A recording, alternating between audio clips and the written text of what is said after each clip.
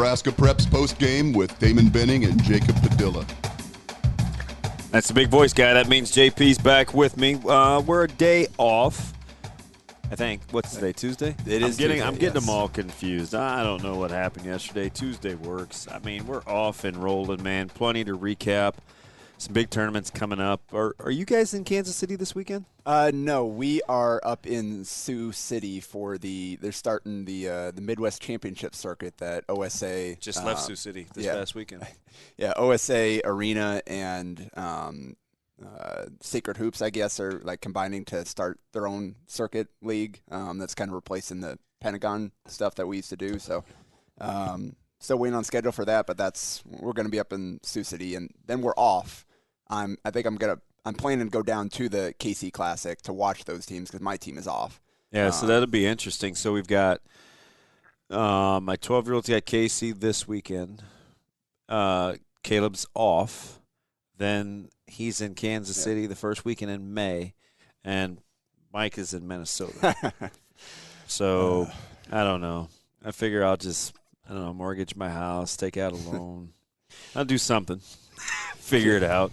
Did make South Carolina this weekend, but Baller TV, when it cooperated, was supposed to help out, but what a debacle. I don't even like to be that guy. They deserve it. You know what I mean? Like, it's they're not a helping one-time me thing. out. It's you got to be better. Yeah. You have to be better. It was a joke. Yeah. It was an absolute joke. And I understand, it's difficult trying to find the right balance of, it's great offering the possibility of a stream for every game, and obviously wouldn't be cost effective to have someone literally there filming every single game, but it doesn't feel like it's improved in the last 4 years or however long that they've been doing this kind of large scale. It kind of feels like, all right, we set this up, we're the first one to do it, and now we're just going to rake in the money. So, because I know there were issues with Baller TV at the iOS Fieldhouse. I was here and locally for Midwest Live. So we'll talk about that a little bit as well. But they also had some issues to start the weekend with Baller TV. Yeah, let's start with Midwest Live, right? I mean, it's the Midwest, and you were there live. So, I mean, I think we should probably start there. Yeah, and obviously it's a live weekend, live recruiting period, and this shoe circuits had all their stuff in effect. So I think last year Midwest Live there were they got some bigger schools to come in or bigger programs to come in because they didn't have the circuit stuff at that time. But this year did. So it was more regional teams, and there's some good competition though, and actually 2, 4, 6, 7 different Nebraska teams ended up winning their pool, either going 4-0 or a couple won by point differential. So when you're taking a look at, I don't know if it's just me, and we'll get to South Carolina in a little bit, but I've noticed a drastic change so far this year, and obviously maybe it's in level of competition because we're playing in gold tournaments, but I know that there are a lot of good gold teams, so I don't want to make those sweeping generalizations. But the competition level doesn't maybe we're easing into it, or a lot of teams aren't playing this early, but you think live periods, we should be rolling. I haven't seen great competition so far. Maybe your team's just really good, Damon. You ever think about that? Yes. Yeah, but they're so this is the tough. Well, and it is that's one of the tough things about summer hoops and trying to, especially when you're not in the top shoe circuit, trying to find the right division, the right tournaments for your teams. That's my team. The first weekend, we just ran through the competition. Yeah. We didn't face good enough teams. And it's good, go 4-0, put up some good numbers and all that stuff, but you're not getting better that way. We want to challenge, even if it does mean loss. We want to challenge ourselves against better teams, and that's what we did this weekend. We were in the top division here. We went 2-2, lost one on a buzzer beater, and then played Supreme National Harms, who is their top team, closer than the other teams in the pool. Obviously, you always want to win, and it's kind of disappointing the way we lost a couple of those. But it's a chance to get better and see to learn where we still have to improve. Yeah, let's go back to Midwest Live. What stuck out? Yeah, so Supreme Harms is my first chance to see them, and it's a good team. They've got they've got a few guys that dropped down from the Nebraska Supreme team last year, so they played at a high level, played really good competition, and they brought back a handful of guys from their Lincoln Supreme National 1 is what they called it last year. So Wade Voss from Lincoln Southeast, he's a guy that I really liked as a kind of a breakout guy last year, and he's just continued to get better. And he put 25 on us, and there wasn't really a whole lot we could do to slow him down. Saw him firsthand. Yeah, in Lincoln last year. And I watched him again. 15 points, missed one shot, hit a 3, hit all his free throws on Sunday when I watched them close out the weekend 4-0. Was he putting it on the deck against you guys? Yeah, they run a set where they kind of have guys cut through and then clear it out for him to right-hand drive in there and try to occupy the help defender. He was getting downhill quite a bit, if I remember correctly, and he's got a little versatility to his offensive game. Yeah, because they run a lot of sets to get him post touches. He was playing with BJ, and he can create in the backcourt. I liked him. And like I said, even stepped out, knocked down the only 3 I saw him take this weekend. I know he's capable of shooting that shot. So he's a really good player. I know Concordia and Doane, I believe, both offered in recently here. So they're starting to come in for him. So he really impressed me. Colin Nick had a couple of really good games. He was also on Nebraska Supreme last year from Lincoln High. 6'6", really good shooter. Can finish in transition, threw down a dunk. 14 points in the first game I watched. 14 and 6. Had 14 on 5 of 9 shooting in the second game, or not including the game against us. He was 4 of 5 from 3 in those 2 games. And Lucas Helms, he was one that was on Supreme National 1 last year, and he's so long. And you can see him make plays on both ends of the floor. He had a couple of blocks. He's good on kind of playing off 2 feet, up and under, using his length to extend and finish. And then he had one dunk in transition where I was like, whoa, he went up at the kid and put it down for an and one dunk. So, and he was struggling in the first half and then bounced back in the second half and scored 10 points, including capped by that and one dunk. So, and then River Johnston is the other one that dropped down from Nebraska Supreme from North Platte. And he also earned an offer from Doane after his showing this weekend. He wasn't there on Sunday, but he had 18 points against us and kind of had a big second half, just going hard, going downhill, getting to the rim. So it's a really good team. They had, a lot of other guys that contributed as well throughout the weekend. How do you transition from saying what you saw from let's take a guy like Helms versus what you see during the high school year at Southwest? And that's kind of.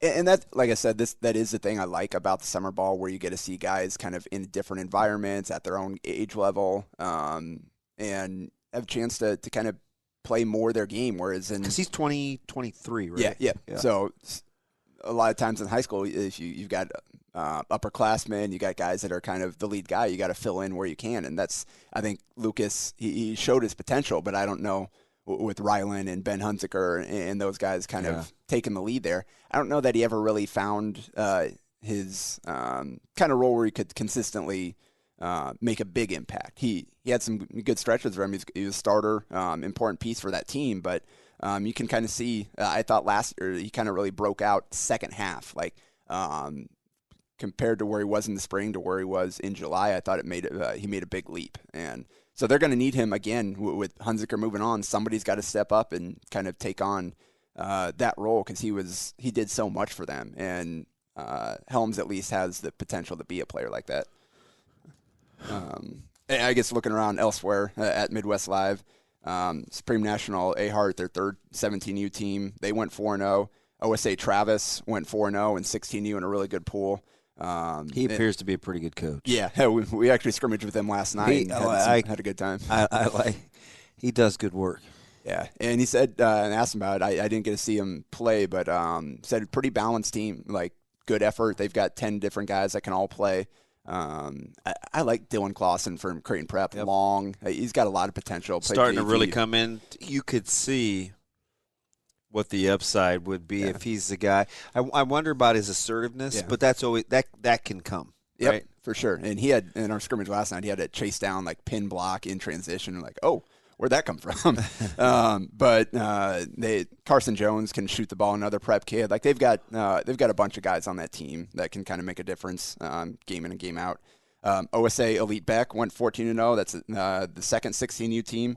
I watched one of their games, and Jack Goodwin from Millard North, 22 points on 7 of 8 shooting, including 4 threes, hit all 4 of his free throws. He just could not miss. And that was probably, I think, the toughest competition they played that weekend. Precursor for the role that you think he's got to step into next year for them? Well, I think we'll probably talk about it after we get past the May 1 deadline and get it settled. That's right. Guys will be on the move. Yeah, so we'll see kind of where it's settled. But he's definitely a player that I know that they like over there in that program. Powerhouse United 17U, that's kind of their Lincoln team with Christian Wynn from Lincoln Northeast. It's a guy, man, that dude can catch fire. I watched him play twice. Streaky. Yeah, both times couldn't make a shot in the first half, and then second half just absolutely took over. He had 22 points in both those games. He had 17 points in the second half of the first game and 15 points in the second half of the second game. He's a guy that all he needs to do is get one to go down, and then he can catch fire. He can hit threes. He can pull up off the dribble. He's long, 6'5", active. And then Victor Kachalewski from Parkview Christian, the foreign exchange student that helped them win a state title. He's a guy that just kind of stuffs the stat sheet, just all over rebounds, passes, pretty good job with the pronunciation. going to the basket. Hopefully that's good enough. So those are all the Nebraska teams that went 5-0, and then Powerhouse Hoops, Nebraska Brown, the 16U team, they went 3-1 and won off a point differential, I believe. Watched Tay Moore have a really good game on Saturday, 23 points on 10 to 13 shooting, 3-4 from 3, 3 assists, 2 steals, just scoring in all different types of ways. Southeast guard. With Southeast, they're gonna have a chance to make a leap next year. Now listen, remember what I told you about them. They were young in the backcourt, but they showed promise. And I told you, I said, that's a team that next year I probably won't want to play. And he played all those young guys and kind of took their lumps this year. And so you'll have kind of the core of Moore and Voss coming back, and they've got a pretty significant transfer that's going to be heading over that way as well. If they take care of the basketball, they were a little loose. You know, BJ and those guys were young. Yeah. But he's fearless, and we'll get to the 15s here in a minute for ETG. But, you know, I remember that ride home, and I was talking. I said, you know what? Like, they show you flashes of potentially being able to be a very good basketball team. Yeah, and going along with that, I watched NRE against Supreme National 2 on Sunday, and NRE won and just narrowly won the pool on point differential. It was NRE, Supreme 2, and OSA Elite Beck.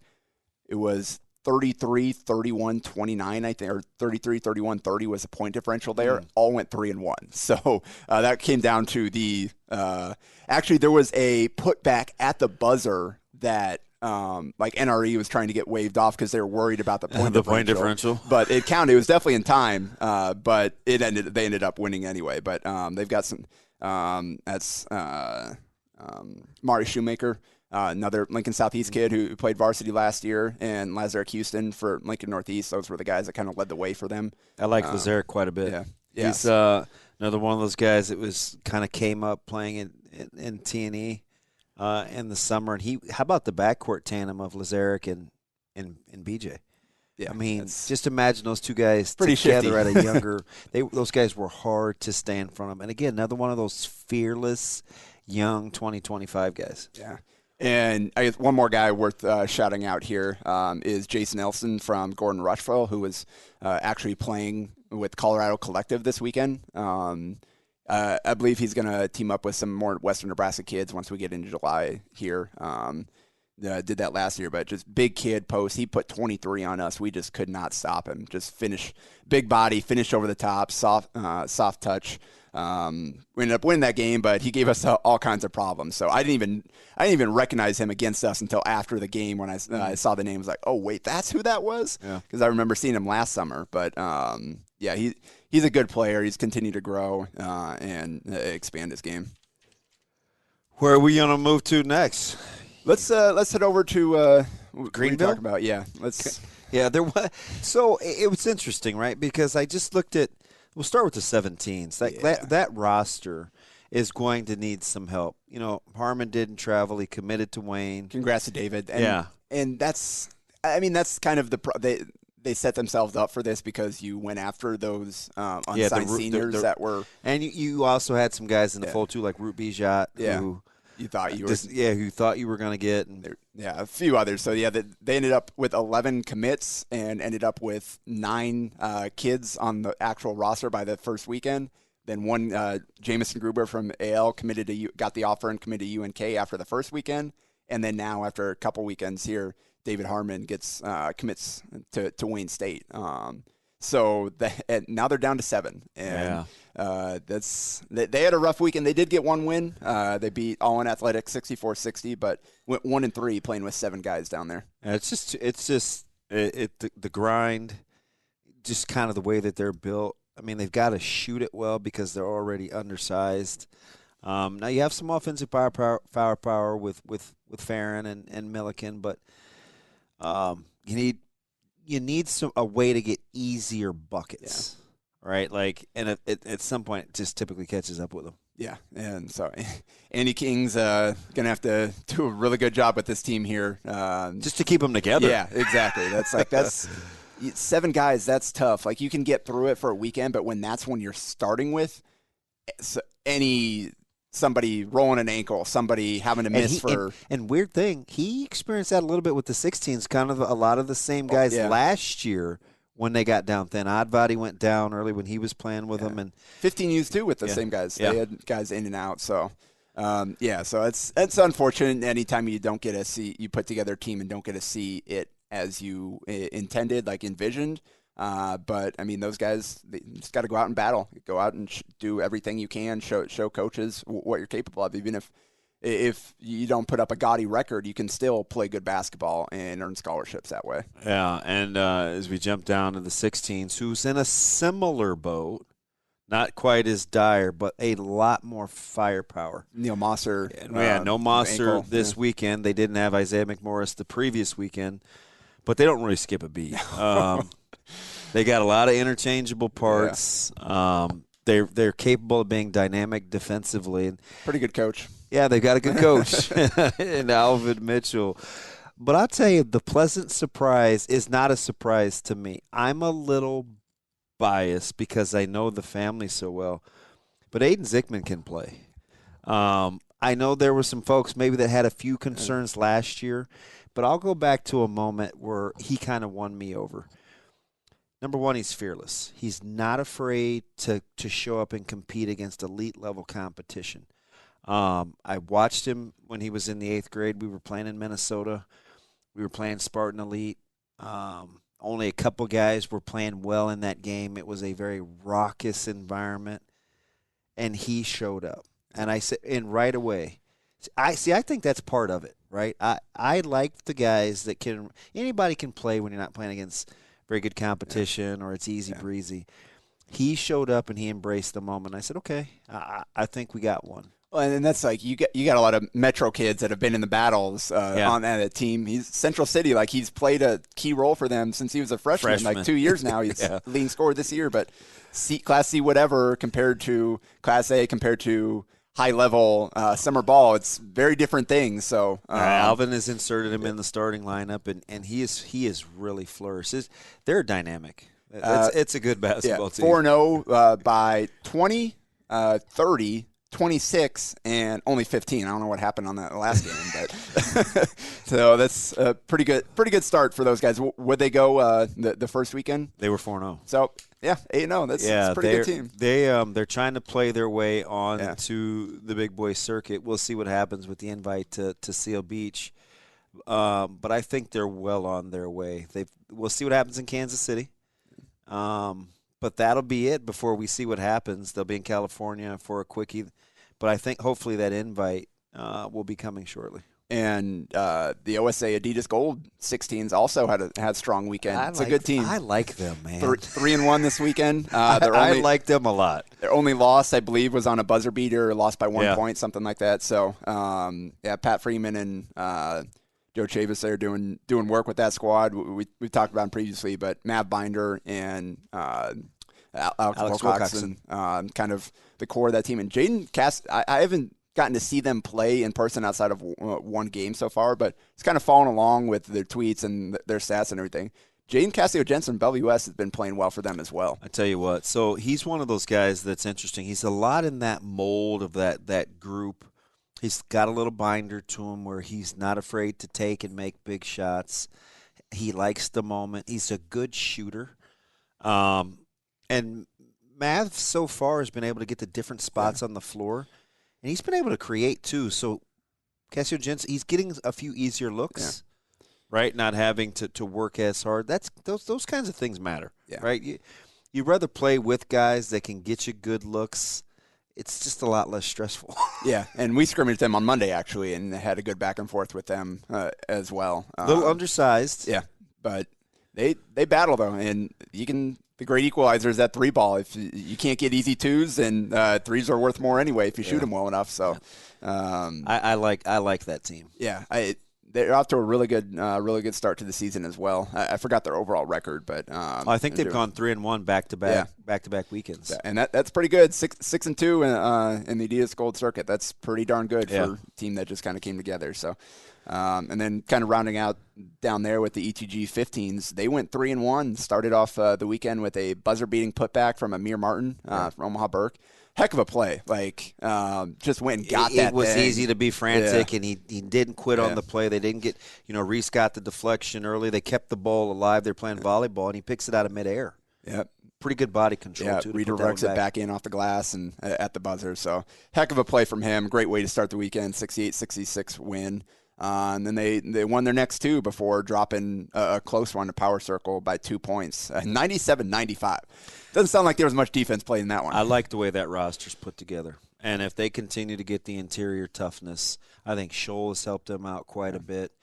Defensively will be the next step that those bigs will have to take, because you're seeing some guys, you're seeing some explosive wings and some athletic bigs, and they're really starting to figure out, okay, what it takes. That backcourt can play with anybody. Oh, for sure. Reese and BJ, those guys are really, really good.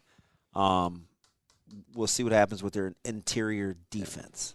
And Martin is certainly capable micro scorer. When he gets going, he can really put up the points. And he's a bigger-bodied wing that can kind of guard up a little bit there if he buys in. So it's definitely a talented team, and Mitch Runko is doing a great job with that team. Yeah, fantastic coach. Really good coach. Yeah. You talk about getting kids to buy in. Yep. It's like the Pied Piper. Pretty good hire over there for Westview.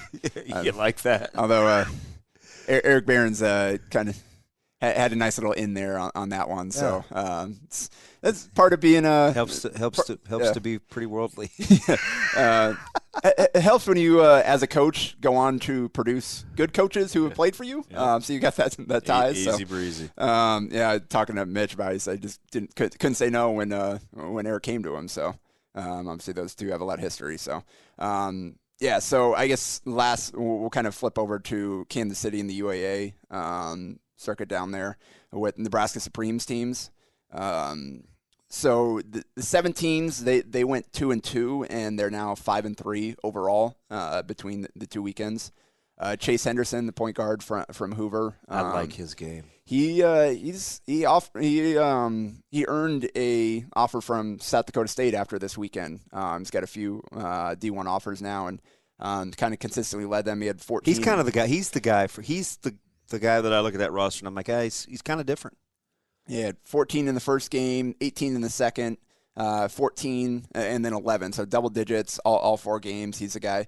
And it's certainly interesting, like with playing with the shot clock versus not. And I prefer it every day that ends in Y. But that just puts so much pressure on kind of the guys that are creating there. You got to get into your offense earlier. You got to try to create an advantage, and then at the end of the clock, you got to have someone that can bail you out. And he's one of the guys that has been doing some of that for them. But overall, I think they're still trying to find some consistency in terms of who's going to step up outside of Henderson. It's just kind of different guys from game to game. Ryland Smith had a couple good games. Cale Jacobson had a couple good games. Tate Oddbody had a couple good games. Brennan Clemens. So it's just kind of, I don't know that they found yet kind of a consistent, all right, these guys are the ones that are going to every single game are going to step up and carry us. They're still kind of searching for that, but there are a lot of pieces that are capable on that team. They lost by 4 their first game, won by 9 against Riverside Hawks. Lost by 10 to a Philly Pride team that I believe I think they might have beat the first time, and then won against Noah Village to close out the weekend. The 16s also went 2-2, and they are 4-4 overall now through the 2 weekends of UAA play. They opened the weekend with a win over Team Curry. Will Cooper kind of led the way with 10 points in that one, only won in double digits.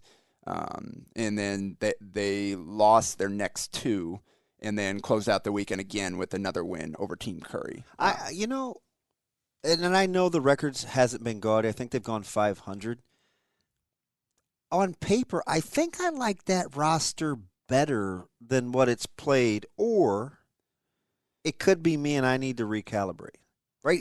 That's a good – it looks like a really good roster. Yeah, I think there are definitely some guys on there that aren't playing as well as they're capable of. Okay. Because that's a little misleading for me when I see the results. Now, obviously, I have to put it against the caliber of competition too, but they seem like that should be I don't think that they'll have a chance to see ETG until River Cities. They're not going to be they're not in River Cities. Well, that happened. Okay, so I'll let it ride. They'll both be down in the KC Classic. I have no idea what the schedules are going to be like for that. If they might run into each other there, but as far as I know, that's interesting. That's the only time they're going to be in the same place this year because Supreme worked with Bradley Beal Elite to set up a tournament down in makes sense. St. Louis during the River Cities weekend. Maybe it's just because I want to. I like Cooper. I like Cooper and those guys. I want everybody at River Cities for me selfishly because I love everybody in one place getting a chance to see everybody and kind of let the best of the best duke it out for the bragging rights. But this is something that Matt Cumro's been working with Beal Elite for a few years now. They were supposed to do something last year. It kind of fell through, and that's how Supreme. That's how we kind of fell into games. the show. Yeah. And that was kind of the agreement, right? Yeah. This is the only way we'll really do it. But other than, and I get it, right? Yeah. I mean, different leagues. So this year, their St. Louis weekend is a full go, so we won't see them there. But closing it out with the 15s, they went 4-0 again, 8-0 overall. Mike Mackey coaching that team, and it's a talented backcourt. Yeah.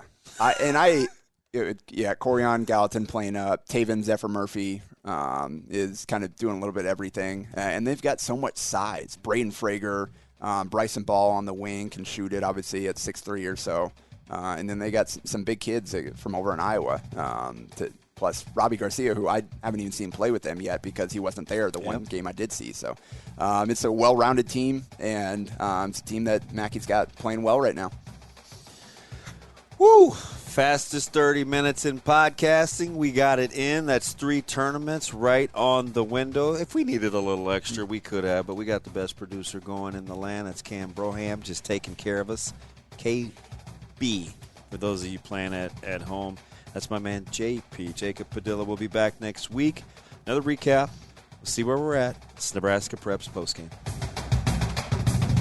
A Hurrdat Media Production.